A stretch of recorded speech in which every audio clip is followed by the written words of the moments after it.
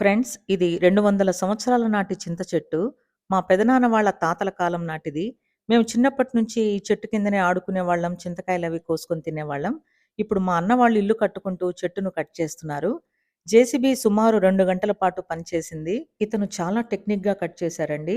ముందుగా చుట్టూ గొయ్యిలాగా చేసుకున్నాడు. తర్వాత వేర్లను తొలగించాడు. ఇప్పుడు చెట్టును కూల్చటానికి రెడీగా ఉన్నారనమాట. మేము అక్కడున్న వాళ్ళను పక్కకెళ్ళమంటున్నాము. చూడండి, ఇప్పుడు చెట్టు అది పడిపోయింది. సో, అందరూ చాలా కేరింతలు, చప్పట్లు కొట్టుకున్నారనమాట మా వాళ్ళందరూ. ఈ సీన్ అయితే అమేజింగ్ అండి. మా కళ్ళ ముందరే చెట్టు ఇలా పడిపోతుంటే చాలా ఎంజాయ్ చేశాము. అలాగే పడిపోయిన తర్వాత బాధ అనిపించింది. ఎందుకంటే మేము చిన్నప్పటి నుంచి చూస్తున్న చెట్టు కాబట్టి. చెట్టు పడిపోయిన తర్వాత చెట్టు కింద ఎలా ఉంటుందో అనుకున్నాను. క్రింద ఇలా మట్టి మాత్రమే ఉందండి. దీని చుట్టూ 350 వేర్లున్నాయి. ఈ వేర్లన్నీ కూడా బలంగా ఉన్నాయి. ఇదండి 2 గంటల్లో 200 సంవత్సరాల కాలం నాటి చెట్టు 2 సెకన్లలో మా కళ్ళ ముందే కూలిపోయింది.